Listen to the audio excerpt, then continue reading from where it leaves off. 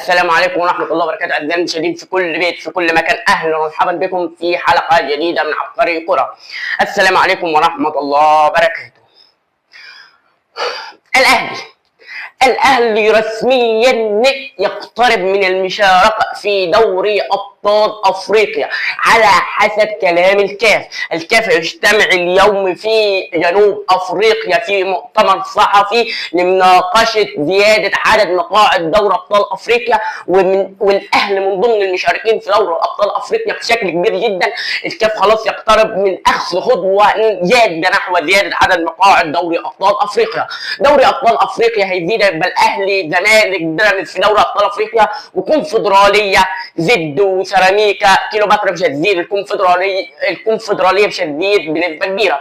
طب والزمالك، ازمه الزمالك والرخصه الافريقيه، ازمه الرخصه الافريقيه مهدده الزمالك بشكل كبير، لان لحد دلوقتي نضاي هدد الزمالك. نضاي مش عاوز يجدول المستحقات، يا عم نضاي ما تجدول المستحقات وخلص. الزمالك عاوز يلعب دوري ابطال افريقيا، الزمالك مشتاق له دوري ابطال افريقيا. اسف، 3 سنوات الزمالك ما يروحش دوري ابطال وبيراميدز تروح بداله. بيراميدز السنه دي راحت بس الاهلي ما راحش، بس الاهلي خلاص بيقترب بنسبه كبيره من المشاركه في دوري ابطال افريقيا. هل الزمالك على حساب الخبير اللوائح عامل عمايره ان الزمالك ما يروحش دوري ابطال افريقيا ويروح بداله سيراميكا كيلوباترا رابع الدوري، والزمالك يطلع بالمولد ولا حمص خالص؟ هل يحصل هذا الكلام؟ الزمالك يقترب بنسبه كبيره ان شاء الله من حل الرخصه الافريقيه. الزمالك خلاص هيحل الرخصه الافريقيه ويروح دوري ابطال افريقيا. الزمالك فاضل له 3 ايام بالتحديد او يومين بالكثير، 25 يوليو اخر ما هيحددوا الكاف بعد القائمه الاوليه لدوري ابطال افريقيا، وكمان لحل الرخصه الافريقيه واستلام الانديه كافه رخصه افريقيا. طب نضاي مهدد الزمالك كيف؟ نضاي مهدد الزمالك، النضاي مهدد الزمالك ليه؟ لان لا جدول مستحقات، سنتج جدول مستحقات، وعبد الحميد معلي جدول مستحقات، وكل اللي عنده قضايا. الزمالك نزل 6 قضايا من 19 قضيه لدى الفيفا، بس نضاي ما سددش الزمالك مستحقات. الزمالك اتكلم نضاي اكثر من مره، بس نضاي رافض جدولات المستحقات، والزمالك في ازمه وفي كارثه دلوقتي بسبب الحصول على الرخصه الافريقيه وبسبب الكاف خلاص بنسبه كبيره مدد وقت، ما يمد الوقت ويعطي الزمالك فرصه الحياه، يعطي الزمالك فرصه للجدول المستحقات والحصول على الرخصه الافريقيه. الكاف هيجتمع اليوم ان شاء الله لمناقشه زياده عدد مقاعد دوري ابطال افريقيا، وكمان لتحديد جرعه الدوري ابطال افريقيا اللي حددها يوم 10/8 او 8/8. طب واتحاد الكوره بالمناسبه، اتحاد الكوره رسميا يحدد ربط الانديه بشكل كبير جدا جرعه الدوري المصري الممتاز هتكون 1/8 ان شاء الله، تبقى جرعه عالميه للدوري المصري. 20 فريق بيتصارع، قرعه كمان هتبقى علانيه لجميع فرق الدوري، ومندوبين الدوري هيروحوا يحضروا هذه القرعه للاستعداد للدوري الجديد، دوري ضرب نار. الاهلي يوقع على عقود لقاء برشلونه، الاهلي رسميا يوقع على عقود لقاء برشلونه يوم 19/8. الاهلي هيلاعب برشلونه في اسبانيا، في معسكر اسبانيا. الحسين عموده حاطط كل الخطه خلاص للاهلي. الاهلي يوقع على العقود لقاء برشلونه في اسبانيا بقيمه الاهلي هيحصل على 180,000 دولار من لقاء برشلونه. طب مدرب الزمالك الجديد فوق برازوفيتش الصربي قال ايه؟ فوق برازوفيتش الصربي قال ان الزمالك هيمشي اي لاعب بارادتي. يعني فوق برازوفيتش سمع ان الزمالك خلاص معهوش لعيبه، مش معاه جون ادوارد حدد الزمالك ان شاء الله. الزمالك يلبي طلبات جون ادوارد، الزمالك يلبي طلبات جون ادوارد ان الزمالك نجوم كافه يحصلون على مستحقاتهم كامله. نجوم الزمالك يحصلون على مستحقاتهم الكامله قبل فتره الاعداد لخلق حاله من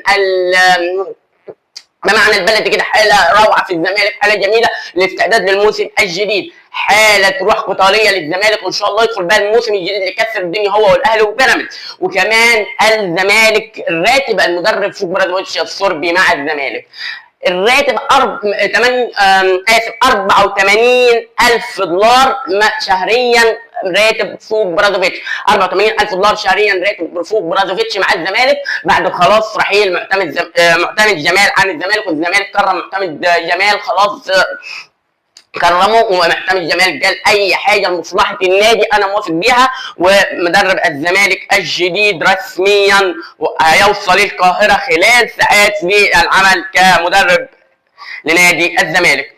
احنا زي ما قلنا الزمالك يلبي طلبات جون ادوارد، والزمالك يحدد رواتب رحيل اي لاعب من لعيبته. الزمالك يحدد اي راتب رحيل يحدد رواتب رحيل اي لاعب من لعيبته. بمعنى ايه؟ احمد فتوح اذا رحل عن الزمالك مش هيوديه فري، مش هيوديه اي نادي فري.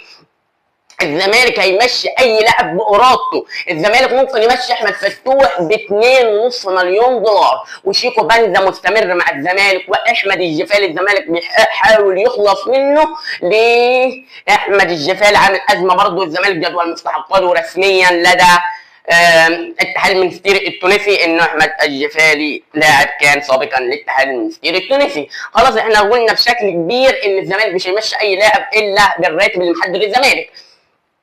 يعني مثلا محمد صبحي بيراميدز بيفاوض محمد صبحي حارس الزمالك، خلاص بيفاوضوا بيراميدز، بيفاوض محمد صبحي بيراميدز ب 2 مليون دولار او ب 2.5 مليون دولار.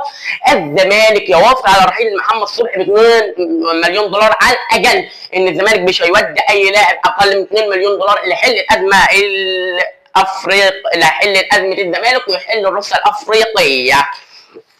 خلاص احنا قلنا خلاص كابوس الرخصه الافريقيه للزمالك كابوس، طبعا كابوس على جمهور الزمالك. الزمالك هيروح افريقيا، مش هيروح افريقيا، الزمالك خلاص بشكل كبير هيروح افريقيا ولا تقلق جمهور الزمالك. خبر صار الزمالك خلاص يقترب من الحصول على الرخصه الافريقيه والعوده لدوري ابطال افريقيا بعد غياب 3 مواسم.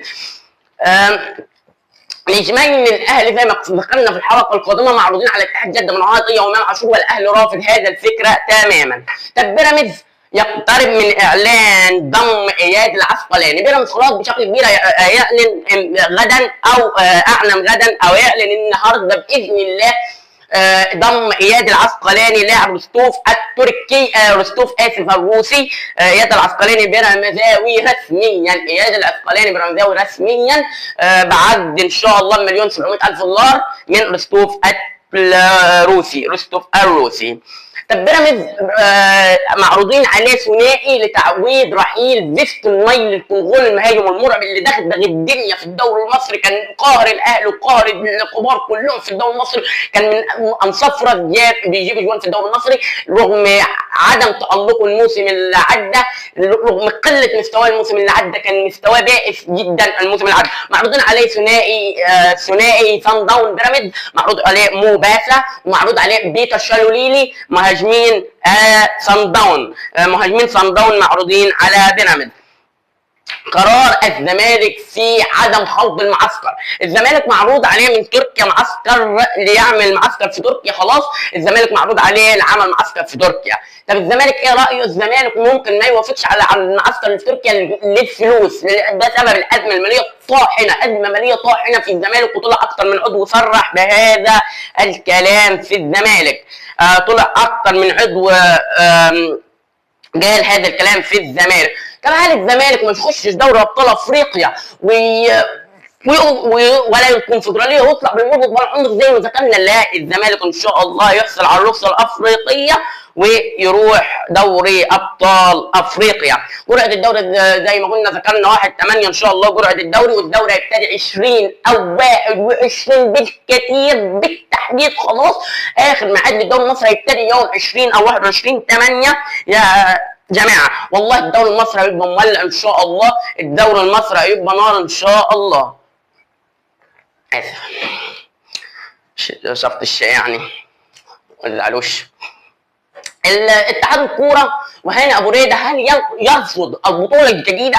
يرفض البطوله الجديده السوبر المصري الاماراتي اللي متحمس له جدا جميع الدول العربيه يعني بشكل كافه بين الزمالك والاهلي، ويتعمل كل سنه يتعمل كل سنه سنويا يعني، ولا ما يرفضش اتحاد الكوره؟ الله اعلم. بس اتحاد الكوره هياخد خطوه جاده نحو رفض هذا الاقتراح لرزنامه الدوري المصري وكاس مصر وكاس عاصمه مصر والصور المصري عن دوره وكل شيء بسبب دوري ابطال افريقيا النهارده ان شاء الله. هل الكاف يصدم الاهلي ولا يسعد ملايين من جمهور الاهلي في الوطن العربي وفي افريقيا وفي العالم كافه ومشاركه الاهلي في دوري الابطال؟ لان الاهلي طموحه المشاركه في دوري الابطال وليس الكونفدراليه، والله اعلم. هذا القرار في ايدي باتريس موتسيبي والمكتب التنفيذي والكاف. اتحاد الكره ليس له اي قرار في هذا. اتحاد الكره قراره الوحيد ان بعد بيان لباتريس موتسيبي لزياده عدد مقاعد دوري ابطال افريقيا، وليس بناء على طلب الاهلي وليس على